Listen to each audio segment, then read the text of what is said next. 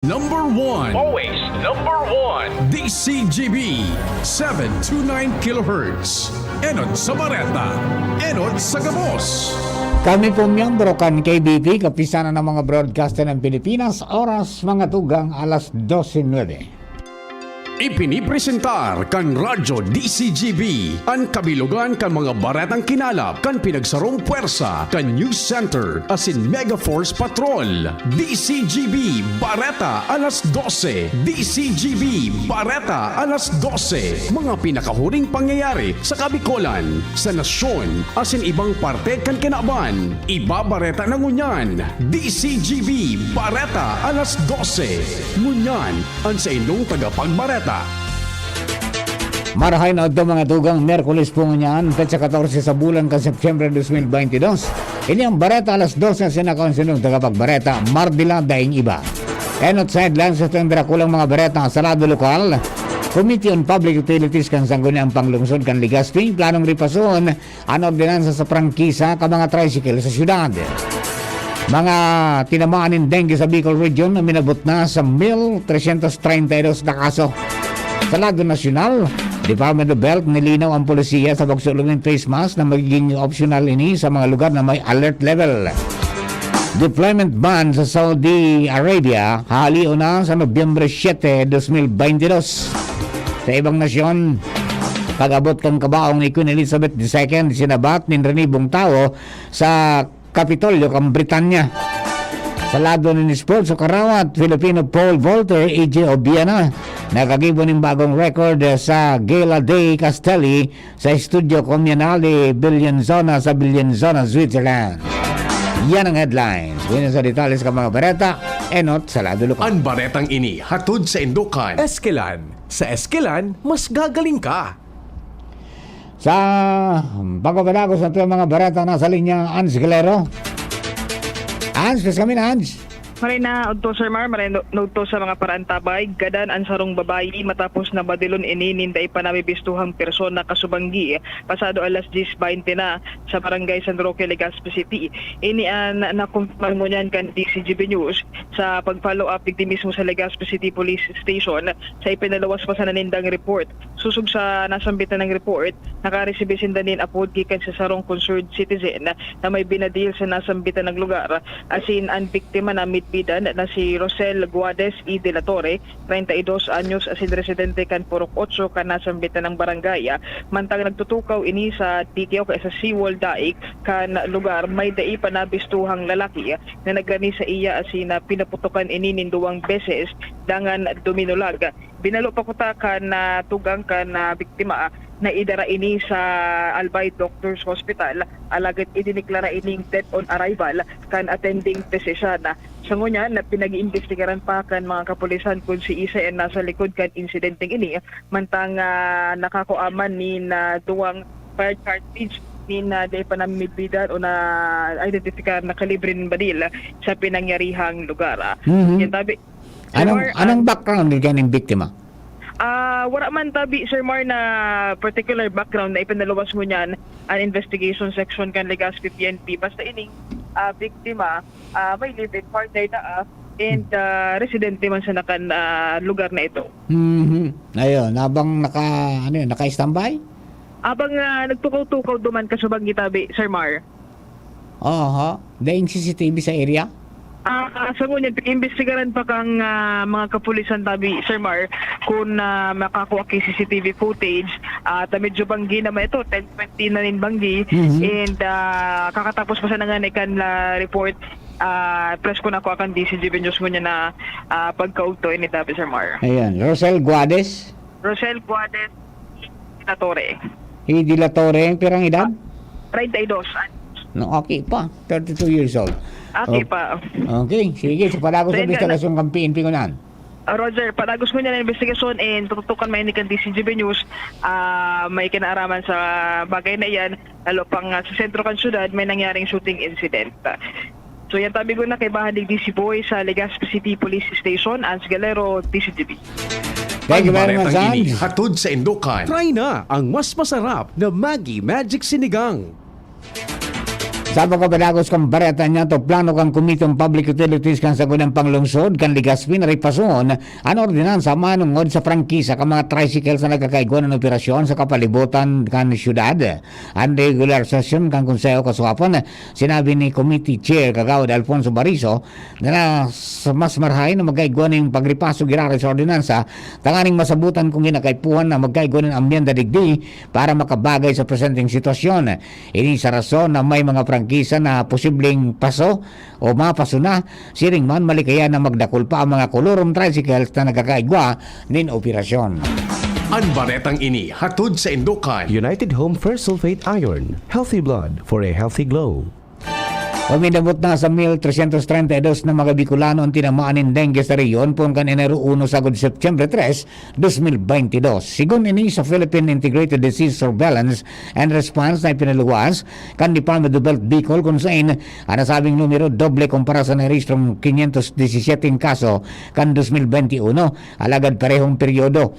Sa nasabing datos 36 kanin halis sa probinsya kan Albay, 188 kaso sa Camarines Norte, 848 sa Camarines Sur, 136 sa Catanduanes, 70 sa Masbate, 52 sa Sorsogon asin duwaan halis sa ibang lugar alagad tinamaan kan dengue sa laog kan reyon. Kung sa saro kay ni nagadan halis sa Labo Camarines Norte, duwa sa Naga City, saro sa Ocampo Camarines Sur, saro sa Karamuan Catanduanes asin saro sa Masbate City, saro man sa Sorsogon City. Sa kunya nangapunan ng ahensya sa mga Bicolano naman tiniron na malinig ang palibot kanarong asin suportaran an 4S o an search and destroy the breeding places, seek early consultation, self-protection asin support fogging. Ang baretang ini hatod sa Indukan. Neozep, ang mabilis sa sipon at lahat ng sintomas nito. Neozep, mabilis, magaling. Phenylephrine HCl, Chlorpheniramine Maleate, Paracetamol, Neozep Forte. Halaton muna kan sa gunang bayan ka Malalipot Albay ang nilalatag na resulta kang binilog na inspection team sa pangingenot ka Municipal Environment and Natural Resources Office tanganing pag-adala na sinilingon ang posibilidad na tugutan ang itapok sa bisinidad ka munisipyo ang 21,000 na sakunin nalalapang bagas na lunad kan MV Sky Fortune. Sigon sa SB Malalipot, kanakalis na simana, enot naman na naipresentar sa inda ang proposal na pagtapok kay ni kung saan sarong pribadong persona nagtugot na duman sa iyang propriedad ilubong ang mga bagas alagad nagkapira sa mga konsyal sa munisipyo ang nagpahayag din kaaditan dahil anta posibleng makaapektar ni sa salud kansa ng mga residentes. Paliwanag kan sa gunang bayan Malalipot na oras naman resibin ninda ang resulta sa kaninda didesisyonan kung tutugutan ini.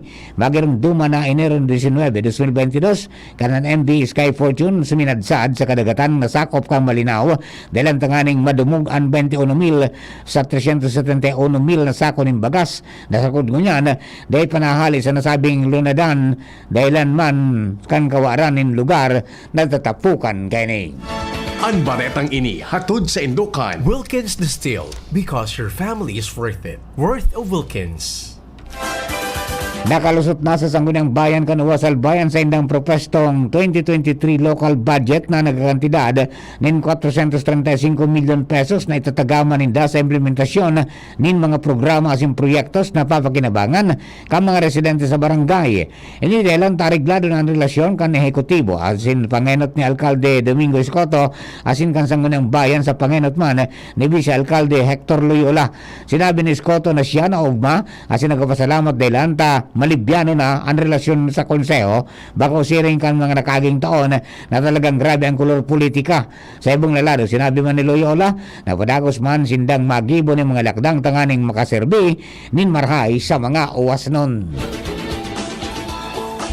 Asarupang baretang lokal, padagos ang espresos kan Legazpi City Veterinary Office sa pagdakop ka mga buhi asin balaw-bagaw na ayam sa palibot kan syudad. Ang nasabing lakdang pigigibo bilang istriktong implementasyon kan Responsible Pet Ownership Ordinance. Kumagiramduman ang ipinasar ni Konsyal Albariso ang nasabing ordinansa sa Sangguniang Panglungsod kan Legazpi kan nakalis na Agosto tanganing malikayan ang rabies asin mga insidente sa tinampo imbelto ang mga buhi na ayam. Nangapudan si Bariso asin si Dr. Emmanuel Estipona ang pamayo kan nasabing opisina na suportaran makipagkooperar sa mga programa kan syudad kontra sa balaw-bagaw na ayam sa palibot. Yan ang primerong parte ng mga bareta alas 12, bareta sa lado lokal. Ang bareta niya to sa lado nasyonal. Ibang nasyon, sports sa sinibapa, makalis lang kini. Robust Dietary Supplement for Men. Sabi nila, ang tunay na lalaki, matibay, magaling at matikas. Samahan mo pa ng Robust. Gawa ito sa Epimedium Extra L-Arginine, Sungaria Cinnamomum at GABA with proper diet and exercise. Para makasiguro, bumili sa mga Mercury Drugstores, Watson's, Southstar Drug, Generica, Rose Pharmacy, TGP, SM, Supermarkets, 7-Eleven, and other leading drugstores, supermarkets, and convenience stores nationwide. Robust, 65 pesos SRP per tablet lamang. Robust. Para sa mga kalalakihan, hatid sa inyo ng ATC Healthcare International Corporation, your trusted life ally. Mahalagang paalala, ang Robust ay hindi gamot at hindi dapat gamitin panggamot sa anumang uri ng sakit. Robust Dietary Supplement for Men. Para makasiguro, bumili sa mga Mercury Drugstores nationwide. Robust, 65 pesos SRP per tablet lamang. Robust. Para sa mga kalalakihan, hatid sa inyo ng ATC Healthcare, your trusted life ally. Abangan sa Radyo DZGB ang programang Usapang Consumer at Negosyo. Programang magtataunin kasimbagan sa saindong mga kahapotan tungkol sa pagninegosyo. Magdadara nin kadagdagang impormasyon mapadapit sa mga diretsyon nin mga konsumidor asin mga giya kung paano maging mga responsableng parabakan. Usapang Consumer at Negosyo. Mataon pagnibid sa mga matrayumpong negosyante asin sa mga establishmento de negosyo na may marhaing na kontribusyon sa komunidad. Usapang Consumer at Negosyo. Madadangog na kada aldaw ning Biyernes. Alas 11 sagod alas 12 ng udto. Ihahatod sa Indo ka Department of Trade and Industry Regional Office 5. Usapang Consumer at Negosyo. Abangan! In your life you have a star. So choose not to. Sa banding ng barkada, GSM Blue ang kasama. We just GSM Blue. Choose what's true. Dahil ito ang GSM Blue. Drink responsibly. Ang margarita, kuhang-kuha ng GSM Blue. Choose what's true and just chill and enjoy with GSM Blue. Drink responsibly. Sa inman magdumanan pamilya mo, gigibuhon mo ang kabos para sa saindang salud asing kaligtasan. Kaya malalaoman mo ang Wilkins Distilled, the water most recommended by doctors for children and pregnant women. Because your family is worth it. Worth a Wilkins. Based on the IQVIA HCP study 2021. Kapag kapadako sa bareta, alas 12 na bagata sa bareta sa lado nasyonal. Ang executive order na matugot sa voluntaryong pagsulog ng face mask sa luwas dahil man nakagakod sa alert level system para sa COVID-19. Tinawan ni Lino ni DOH Officer in Charge Maria Rosario Berhere na maski may alert level 2 na mga lugar, pwede pang ipasunod ang optional mask mandate. Sayang sinabi na dahil mangkaipuan ang mga bagong triggers dahil anta may mga regulasyones na dapat masunod sa pagikan alert level system. Sa ibong lalado, hinagyat ni Berhere ang mga senior citizens sa siniba pang immunocompromised individuals na kumpleto ng sendang primary COVID-19 vaccination series asin magsulog ng face mask sa luwas kan harong. Matapos na nalabang negosasyon entre kan mga opisyales kan Filipino as in Saudi Arabia, halato na ang deployment deployment ban sa nasabing nasyon sa maabot na Nobyembre 7, 2022 kasabay na nagkipaguron kay Saudi Minister of Human Resources and Social Development Ahmad bin Sulaiman Al-Rajay asin mga opisyales kay ni si Department of Migrant Workers Secretary Tuts Ople asin iba pang opisyales kan DMW. Nakatalaan man na makipaguron ang DMW sa mga recruitment agencies sa nasyon. Pero kay ni papakusugod man ang koordinasyon sa TESDA tanganing masiguro na may magkakanigong karaman ang mga oberos na ipapadara sa Saudi Arabia.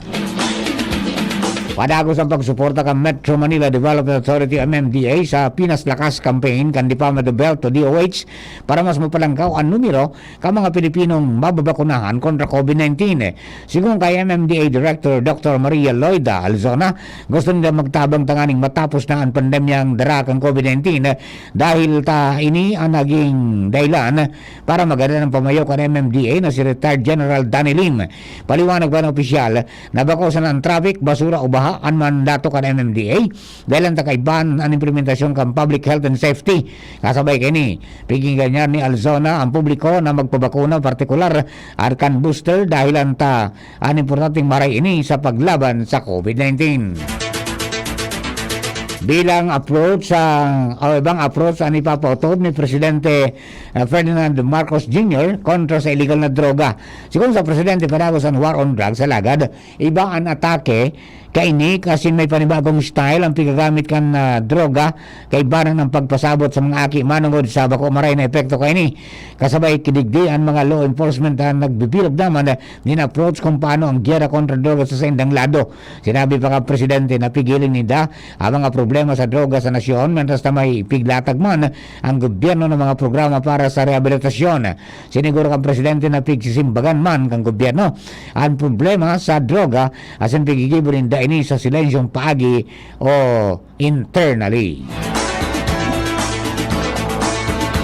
Sinabi ni Department of Health na nagpaparahain pa ang 2 pasyente na apektado kan monkeypox. Siya nang sinabi, dahil siya ng mga close contact sa pera sa saro na asymptomatic na matapos makompleto sa indang quarantine asin self-monitoring, mantang ang saro na close contact pigbabantayan pa ang pasyente sa pasilidad kung saan ipapairaron pa sa quarantine kung makaluwas na ang pasyente halis sa isolation. Sa ikatulong kaso, ang 29 anyos na Filipino national nagpaparay naman sa sarong o kaya sarong maski makompleto naman ang isolation period. Ipinagrekomendar na kan Department of Health kay Presidente Bongbong Marcos Jr. na baguhon ang gustong sabihin kan fully vaccinated dahil ang taminakaw sa ininin kalibungan sa publiko. Sinabi ni Health Officer in Charge Maria Rosario Berhere na may kalibungan talaga sa pagultanan kan termino kan pagiging kumpleto ng bakunado asin pagkakaigo ng booster shot. Siya yung sinabi na kung sinabing fully vaccinated, 2 doses ng primary series alagad ang immunity ng ipupa ng booster kung kaya dapat na ma-define talaga ini. Tabareta niya ito sa ibang nasyon, duman sa London.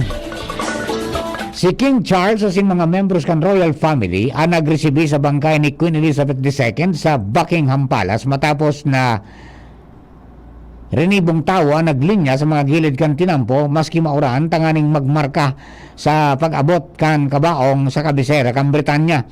Bantang palalaog sa London Palace ang mga pulis na nangenot sa dala nagpundo tanganing magsaludo kay iba ni King Charles sa pagsabat sa kabaong kan sayang ina ang sayang 2 aki na sinda William asin Harry Shillingman senior members kan royal family. Sa lado ng Karawato Sports, nakagibo ng bagong record si Filipino pole vaulter EJ Obiana matapos sa makuha ang gold medal sa Gala dei Castelli sa Studio Comunale Bellinzona sa Bellinzona, Switzerland. Nakuha ni Obiana ang 5.81 meters sa sayang ikaduwang pagbalo para daogon ang siyam na iba pang pole vaulters kay iba na si Chris Nielsen kan Estados Unidos sa dating Olympic champion Renaud Levenali kan France.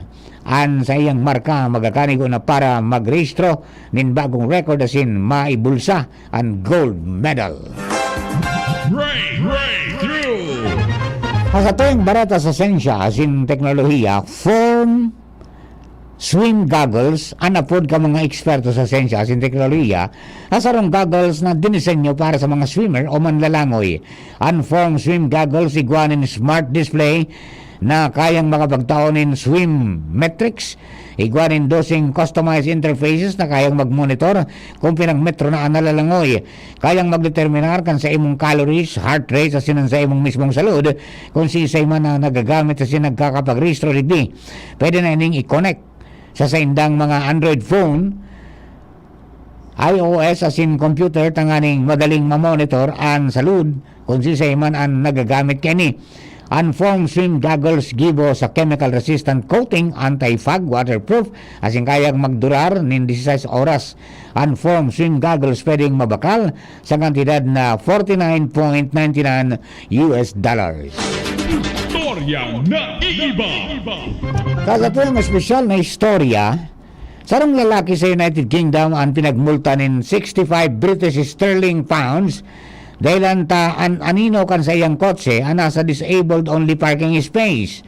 Dahil makatubod ang hardinerong si Matthew Cole kan makaresibi siya nin notisya manungod sa illegal parking kan sa iyang kotse. Mababasa sa notice na ipinadara kan the Lewisham Council na nagbayular siya sa parking regulations sa indang lugar. Kasabay kan notice ang retrato kung saan mailingnan sa iyang nakaparadang kotse sa sarong unmarked bay nakataning kan disabled only parking spot. Mailing man sa retrato na anino o shadow kang kotse ni Cole ang nasa disabled only parking spot. Sigung kay Cole, puon kang 2021, oral daw duman niya pigaparadan sa iyang kotse. Alagad mo niyan sana siya nakara sa bininutisya. Nagapilar siya sa City Council sa indang lugar. Alagad sinayuman ni dahilan ta sigun sa the Lewisham Council ang parking spot na ito para lamang sa mga disabled person. Sa kunyan, sa kaduwang beses nagapilar ng pagkakataon si Cole asin pigalat pa niya ang resulta kang naaprobaran ang sa iyang apilasyon o ginakaipo niya talagang magbayad nin multa. Septyembre 14 kan taon 1815 o 1815 kanang galleon trade sa pagultanan kan Pilipinas sa Mexico. Nagapirang taon bago magkaigwa ng katalingkasan ng Mexico hali sa pananakop kan Espanya kan 1821. Ang pagbukas kan Suez Canal asin ang pagkakaimbento ka mga barko dakulang tabang tanganing mabawasan ng 40 aldaw ang pagbiyahe hali sa Espanya pasiring sa Pilipinas. Ang kalakalang galyon nagdurar o galleon trade nagdurar nin 250 na taon kung saan ang mga produkto na piglulunad sa mga galyon kan Manila o kaya galyon kan Acapulco kung saan ang mga produkto haliwan sa Pilipinas ang pigdadara sa Mexico asin ang produkto ka Mexico pigdadara man sa Pilipinas. Ang kalakalang galyon o kaya galleon trade sa Manila binunaan kan 1565 matapos na madiscover ni Andres de Ordaneta sarong Prailing Agustino ang nagihaan pasiring sa Pilipinas asin pabalik sa Mexico na naging dalan ini sa pagbago kang kultura kan duwang nasyon. Yan po ang kabilugan sa tuyang alas 12 mga bareta tinipon ng sinalap sa DCGB News Base. Sa pangarang ka nagsurat kang bareta News Director Edwin Peralta Siringman sa Angel Mustasa, Lado Technical Ronald Baldo, DCGB Social Media Department sa Banyate dyan si Richard Astor. Ako man po sinong naging tagapagbareta, ini po si Mardila Daingiba. Thank you and God bless the Philippines. Salamaton po, bye-bye. Sa indong nadangog, ang mga darakulang bareta, ngunyan aldaw, ang tabayan ng giraray sa aga, ang sarupang edisyon, kan DCGB, Bareta alas 12. Abangan ang masunod na programa. Crave and claim sa McDo app. Tara, let's crave and claim fest sa McDo app. Double deals, double savings, double chicken, double burgers. Tara, let's crave and claim fest sa McDo app. Yeah, tara, let's crave and claim fest sa McDo app. For big cravings, download and claim now on the McDo app. Terms and conditions apply. Promo runs from September 1 to 10, 2022. Per DTI Fair Trade Permit Number FTEB 148934 Series of 2022. Hyperacidity na solusyonan dahil sa pag-inom ng corn coffee ng Doc Alternatibo. Paano nakatulong yung mga produkto ng Doc Alternatibo? Lalo na po itong corn coffee. Marami. Effective talaga. Hapdi yung sikmura ko. Tapos yung nahirapan ako mag-CR. Tapos yung ito na nga yung kinakapi ko, yun, okay na talaga yung pakiramdam ko. Araw-araw na ako magbawas. Tapos yung sikmura ko, hindi na mahapdi. Tapos yun din pinagamit ko sa mga anak ko. Ako si Gina Alboris Baribar, taga FTI, Taguig City. Nueva sa kaibig timo ng